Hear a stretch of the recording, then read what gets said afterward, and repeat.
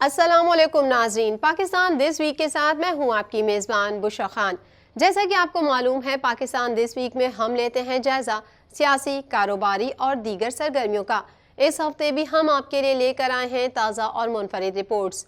ریاست کے خلاف سنگین اقدامات کی منصوبہ بندی کے ثبوت موجود ہیں۔ وزیر اعظم کا کہنا ہے کہ قومی تشخص کو تباہ کرنے والوں کو قرار واقعی سزا دی جائے گی۔ IMF سے معاملات طے پانے کی توقع ہے۔ مزید احوال اس رپورٹ میں۔ وزیر اعظم شہباز شریف کا کہنا ہے کہ 9 مئی کو شرپسندوں نے ریاست کی رٹ کو چیلنج کیا۔ وزیر اعظم کا کہنا تھا کہ چیئرمین PTI کے خلاف سنگین کرپشن کے الزامات ہیں۔ گزشتہ حکومت نے 4 سال میں اپوزیشن کو انتقام کا نشانہ بنایا، اس کے باوجود کسی نے سرکاری اداروں پر حملہ نہیں کیا۔ شہباز شریف کا کہنا تھا کہ وزارت عظمیٰ کا عہدہ سنبھالتے ہی اہم چیلنجز کا سامنا تھا۔ پچھلی حکومت کی ناقص پالیسیوں اور IMF پروگرام کی خلاف ورزی کے باعث ملک ڈیفالٹ ہونے کے قریب تھا۔ وزیر اعظم شہباز شریف نے ترک میڈیا کو انٹرویو میں کہا کہ ریاست کے خلاف سنگین اقدامات کی منصوبہ بندی کے شواہد موجود ہیں۔ 9 مئی کو شرپسندوں نے ریاست کے رٹ کو چیلنج کیا۔ شرپسند عناصر اور قومی تشخص کو تباہ کرنے والوں کو قرار واقعی سزا دی جائے گی۔ انہوں نے کہا کہ IMF سے معاملات طے پانے کی توقع ہے۔ IMF کے ساتھ معاہدے کے تقاضے اور شرائط پوری کر دی ہیں اور اس سلسلے میں ٹھوس پیش رفت کی توقع ہے۔ FATF کی گرے لسٹ سے نکالنے میں کامیاب ہو گئے ہیں۔ وزیر اعظم نے مزید کہا کہ پاکستانی عوام بہادر ہیں، ماضی میں بھی مشکلات کا سامنا کر چکے ہیں اور اب بھی اپنے پیروں پر کھڑے ہوں گے، مجھے اس میں کوئی شک نہیں۔ عدالتی دروازے پر احتجاج انصاف میں رکاوٹ ڈالنے کے مترادف ہے۔ چیف جسٹس کا کہنا ہے کہ 14 مئی کو الیکشن کا فیصلہ تھا، وہ وقت واپس نہیں لایا جا سکتا۔ ہر چیز تشدد اور زور زبردستی سے نہیں ہو سکتی۔ مزید جانیں گے اس رپورٹ میں۔ چیف جسٹس آف پاکستان نے ریمارکس دیے ہیں کہ عدالتی دروازے پر احتجاج انصاف کی فراہمی میں رکاوٹ ڈالنے کے مترادف ہے۔ پنجاب میں انتخابات کے عدالتی حکم پر الیکشن کمیشن کی نظرثانی درخواست پر سماعت chief justice of Pakistan Umar Ata Bandial کی سربراہی میں سپریم کورٹ کے 3 رکنی بینچ نے کی، جس کے آغاز پر چیف جسٹس نے اٹارنی جنرل سے مکالمہ کرتے ہوئے کہا کہ نیا قانون بنا، اس پر آپ کو نوٹس کر رہے ہیں۔ سماعت کا آغاز ہوا تو چیف جسٹس پاکستان نے ریمارکس دیتے ہوئے کہا کہ ہمارے پاس کچھ درخواستیں آئی ہیں، ریویو ایکٹ کا معاملہ کسی اسٹیج پر دیکھنا ہی ہے، اٹارنی جنرل کو نوٹس کر دیتے ہیں۔ ریویو ایکٹ پر نوٹس کے بعد انتخابات کیس ایکٹ کے تحت بینچ سنے گا۔ علی ظفر صاحب، آپ بھی ریویو ایکٹ پر اپنا نقطہ نظر بتا دیں۔ چیف جسٹس کا کہنا تھا کہ انتخابات کا معاملہ قومی مسئلہ ہے، 14 مئی کے فیصلے پر عمل درآمد ممکن نہیں، مگر یہ فیصلہ تاریخ بن چکا۔ عدالتی فیصلہ تاریخ میں رہے گا کہ 90 روز میں انتخابات لازمی ہیں۔ دیکھنا تو یہ تھا کہ کیا انتخابات کے لیے 90 روز بڑھائے جا سکتے ہیں؟ کیا 9 مئی کے واقعات کے بعد حالات وہ ہیں جو آئین میں انتخابات میں التوا کے لیے درج ہیں؟ ہر چیز تشدد اور زور زبردستی سے نہیں ہو سکتی۔ چیف جسٹس کا کہنا تھا کہ کوئی ایسا راستہ بتائیں کہ وقت کی بچت ہو۔ اچھی بات یہ ہوئی ہے کہ حکومت اور حکومتی اداروں نے قانون کے مطابق چلنے کا فیصلہ کیا ہے۔ آج حکومت کی سوچ ریاضی کی بنیاد پر نہیں، قانون اور حقائق پر ہے۔ حکومت کی اچھی قانون سازیوں کو ہم سراہتے ہیں۔ حکومت تو دروازوں پر احتجاج کر رہی تھی۔ کیا احتجاج کا مطلب انصاف کے معاملے میں رکاوٹ ڈالنا تھا؟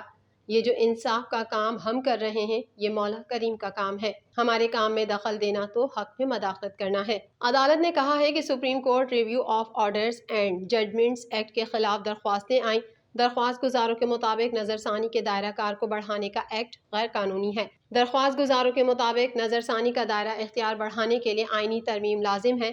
Supreme court practice and procedure act per larger bench نے پہلے ہی حکم امتناع دے رکھا ہے۔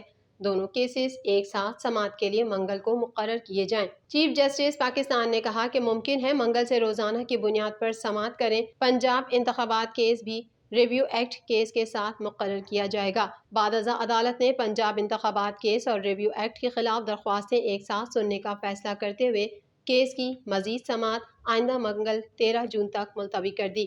واضح ہے کہ سپریم کورٹ نے پنجاب میں 14 مئی کو انتخابات کرانے کا حکم دیا تھا، جس پر الیکشن کمیشن نے 3 مئی کو فیصلے پر نظرثانی درخواست دائر کی۔ کیس میں وفاقی حکومت، نگراں پنجاب حکومت اور الیکشن کمیشن سمیت PTI اپنے جواب جمع کرا چکے ہیں۔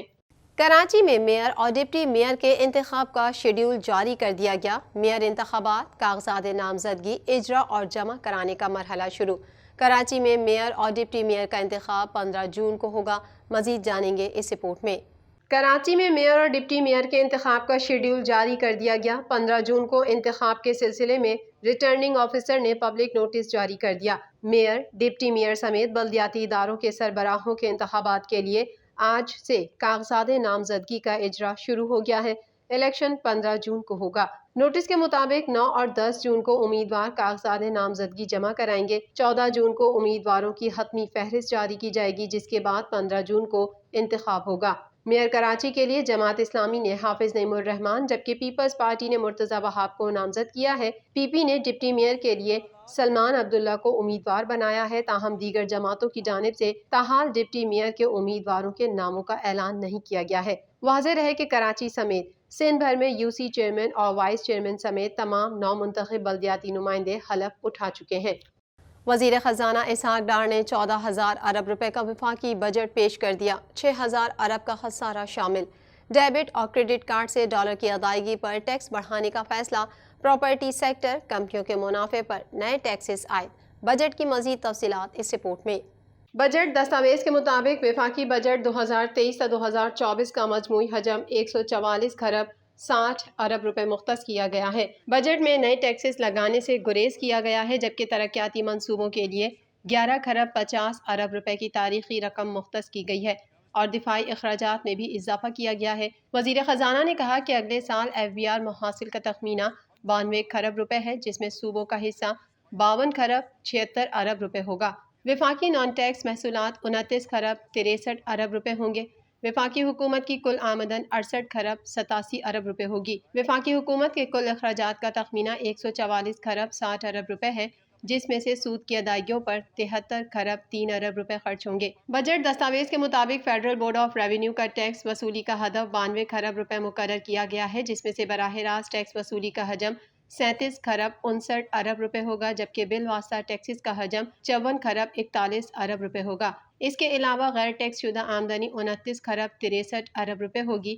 وزیر خزانہ نے بتایا کہ اگلے سال پبلک سیکٹر ڈیولپمنٹ پروگرام کے لیے 9 کھرب 50 ارب روپے کا بجٹ مختص کیا گیا ہے۔ اس کے علاوہ پبلک پرائیویٹ پارٹنرشپ کے ذریعے 2 کھرب روپے کی اضافی رقم کے بعد مجموعی ترقیاتی بجٹ 11 کھرب 50 ارب روپے کی تاریخی بلند ترین سطح پر ہوگا۔ وزیر خزانہ نے بتایا کہ ملکی دفاع کے لیے 18 کھرب 4 ارب روپے مختص کیے گئے ہیں۔ گزشتہ مالی سال دفاعی بجٹ 15 کھرب 23 ارب روپے تھا، جس میں اس سال اضافہ کیا گیا ہے۔ وزیر خزانہ نے بتایا کہ صحافیوں فنکاروں کے لیے ہیلتھ انشورنس کارڈ کا اجرا کیا جا رہا ہے۔ اس کے علاوہ اقلیتوں، اسپورٹس پرسنز اور طالب علموں کی فلاح کے لیے فنڈز اس کے علاوہ ہیں۔ پینشن کے مستقبل کے اخراجات کی ذمہ داری پوری کرنے کے لیے پینشن فنڈ کا قیام کیا جائے گا۔ وزیر خزانہ اسحاق ڈار نے بتایا کہ اگلی مالی سال کے لیے حکومت نے معاشی ترقی کا ہدف 3.5% رکھا ہے۔ وزیر خزانہ اسحاق ڈار نے بجٹ تقریر میں بتایا کہ سرکاری ملازمین کے پینشن میں اضافہ کیا جا رہا ہے۔ سرکاری ملازمین کی کم سے کم پینشن 10,000 سے بڑھا کر 12,000 کی جا رہی ہے۔ وفاقی حدود میں کم سے کم اجرت 32,000 روپے کی جا رہی ہے۔ صوبے اس حوالے سے اپنا فیصلہ کریں گے۔ بجٹ تجاویز میں کہا گیا کہ قانونی طریقے سے زر مبادلہ کو فروغ کے لیے مراعات دی جائیں گی۔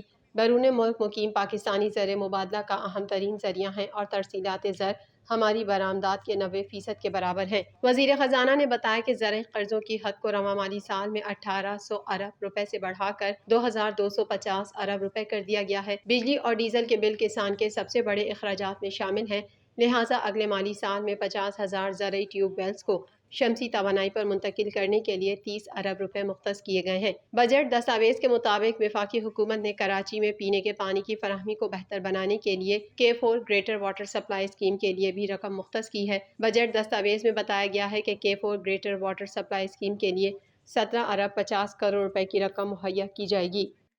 خبروں کے سلسلے کو مزید آگے بڑھائیں گے، مگر یہاں وقت ہوا ہے ایک بریک کا۔